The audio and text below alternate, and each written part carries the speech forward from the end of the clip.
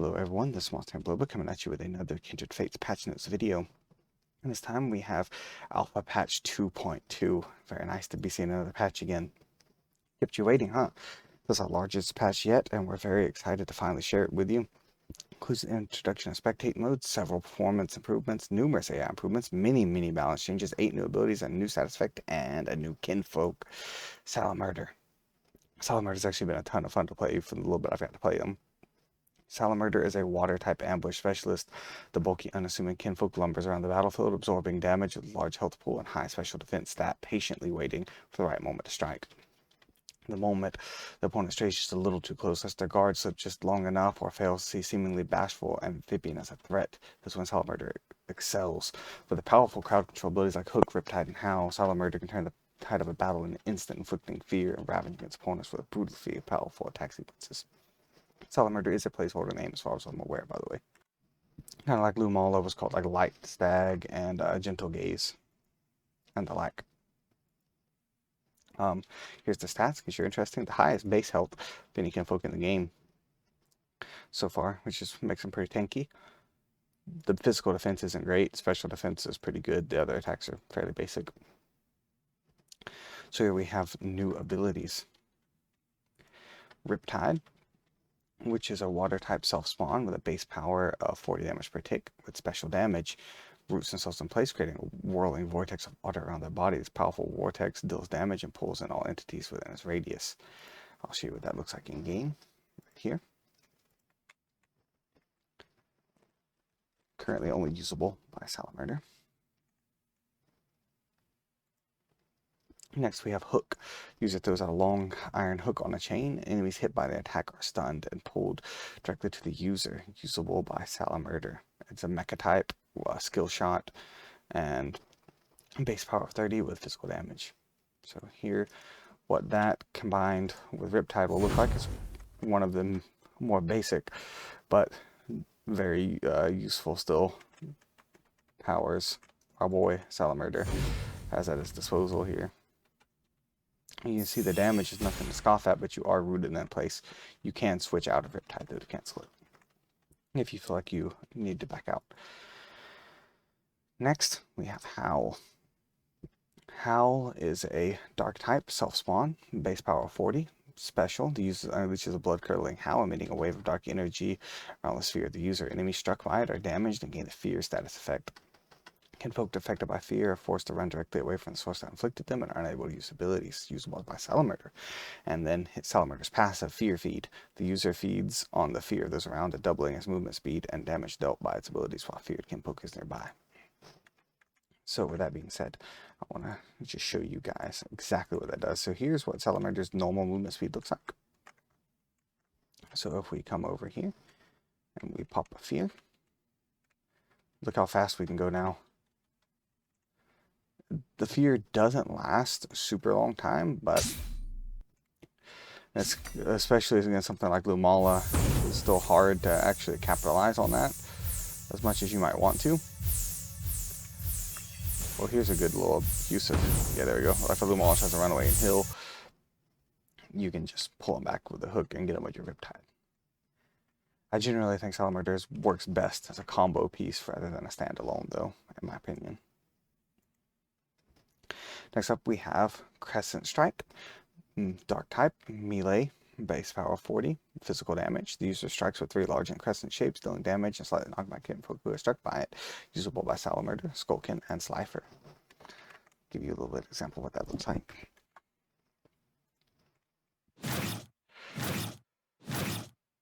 Here, that's those abilities in action. Next up on the ability list, we have a lot. Flash. That is a null type melee, base power 20. Physical, the user unleashes a barrage of up to 5 melee attacks, damaging and slightly knocking back opponents who are struck by it. Similar to Crescent Strike, but with less power. For that, we're going to need to switch over to Skullkin. Very nice and fluid movements there, as you can see.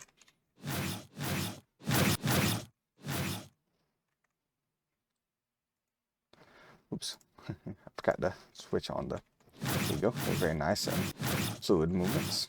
as you can see for the strike there.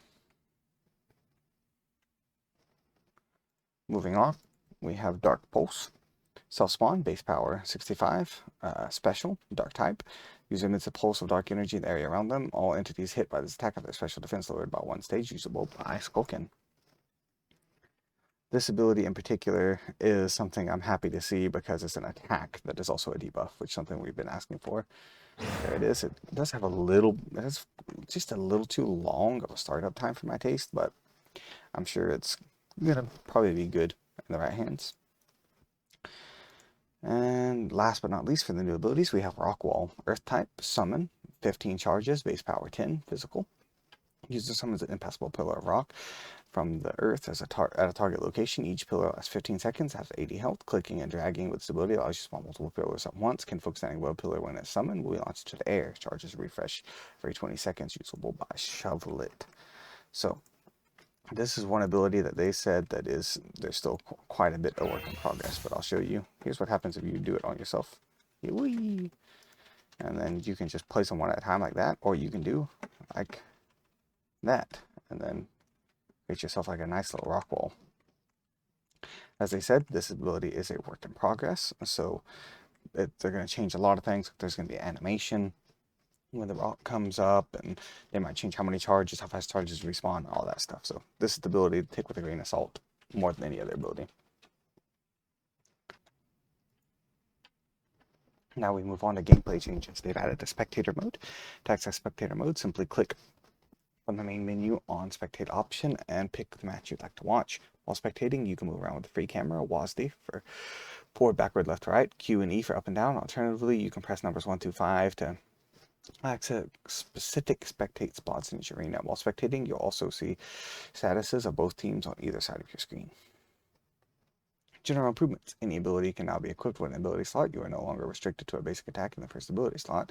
It's now possible to dodge while aiming an attack. Better handling of stun status effect while trying to start an attack should reduce the number of ghost attacks. Improved how cooldowns interact with being stunned. This should further solve the edge cases. Adjusted cameras, movement to be smoother. Updated VFX for slowed status effect. Performance issues. Reduced garbage accumulation throughout the project. We expect this should come with decent improvements, especially during longer play sessions. Improved netcode to make logs much more readable. This will help us track down bugs much more easily, and it should come with a small performance benefits while playing. Other improvements: added an aim rig, lean rig, spine rig, tail rig, applicable to various characters. This helps counter problems like Lumala, ice skating, and several kinfolk should now be able to turn their torso while continuing to walk on their feet. Still a work in progress, and some characters look a bit too noodly. Added the possibility for abilities damage users. Currently only applies to Wither. Helped some attacks hit the ground less and hit kinfolk more. Upgraded Unity to a newest stable version. This lets us leverage several new upgraded packages, which have greatly improved the look of the single player and should help with lighting performance in the combat arena. Made necessary changes to let the game support having fewer than 5 abilities. We experimented with this a little bit during the April Fool's Hardbox mode. There may be cases in futures where we have fewer than 5. Added the functionality for fall damage, though it's currently disabled. We may choose to enable this in the future. Balance changes. Poison and burn have now a set duration of 30 seconds. Probably the biggest balance change here. I think that's going to make both poison and burn much more manageable. Like if you have the ability to heal from rations, Peach, Kadoki, Lumala, that'll help you actually have a chance to survive them. Or before you would just die, pretty much. So this will help you outlast them so that the duration isn't like a true death sentence. I don't know if that counts if you switch out of a kinfolk or not. If so, that might be alright, because that can be a way to force your opponent to switch. But I'll have to ask about that and play around and see. Kinfolk can no longer dodge more than once in midair. It's possible if multiple air dodges could return as an active or passive ability used by certain kinfolk. That could be kind of cool. Increased kinfolk dodge stamina cost 45. That's good. Shield health decay rate while shielding decreased from 0.75 to 0.4 results in shield lasting roughly twice as long. That is wonderful. All basic All ranged basic attacks reduce max range from 100 to 50. All ranged basic attacks reduce velocity from 4 to 3. All burst 30 to 20. Volleys 20 to 10 for damage.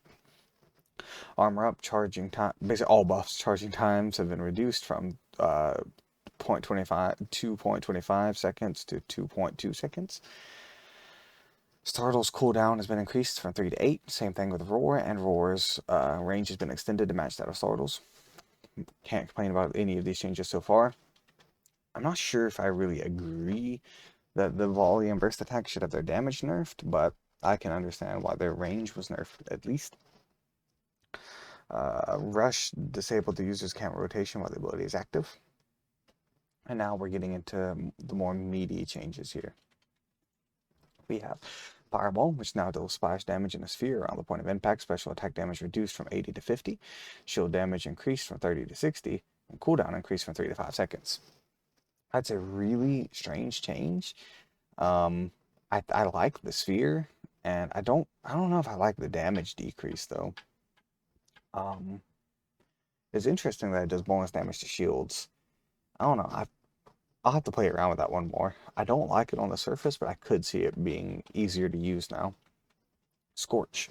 Special attack damage reduced from 10 to 6, cooldown increased from 16 to 18, and minimum distance increased from 0 to 5. That's actually very important because that's a huge nerf to Ember in general. That takes away one of your key abilities for getting people off of you, since you can't just drop Scorches where you're standing anymore. That's going to be really interesting to play around with. Overall, I do agree Scorch really needed badly a nerf. Fire Spin has a cooldown increase from 3 to 8 seconds. I don't know if that's really needed. Like, I don't really think Fire Spin was particularly OP in any way. Explosions cooldown increased from 10 to 15. Increased the minimum launch distance from 0 to 10. I don't know. All these nerfs to Ember feel mostly unneeded except for Scorch. I mean, Fireball seems more like a redesign than a hard nerf. But everything else I don't really think needed these nerfs. Ember was probably one of the most well-rounded kinfolk in the game, in my opinion. I can see that this will make Ember more vulnerable to rush attacks, which I guess is what fire types are supposed to be, but I don't really like the cooldown on like Explosion, for example, but we'll see. Ember was pretty dominant.